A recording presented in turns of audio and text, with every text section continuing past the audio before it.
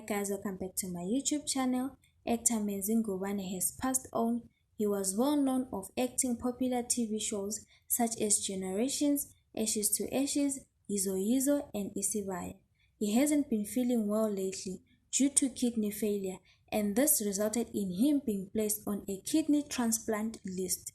Lately over the years, Menzi Ngubane openly spoke about his health issues and worked hard encouraging those with kidney problems. It has been confirmed by the Ngubane family that the legendary actor Menzi had died from a stroke.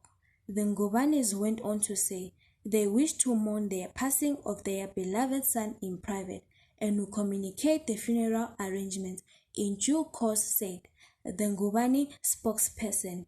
May his soul rest in peace. Thank you guys for watching my YouTube channel. Don't forget to like, subscribe, comment down below. I love you guys.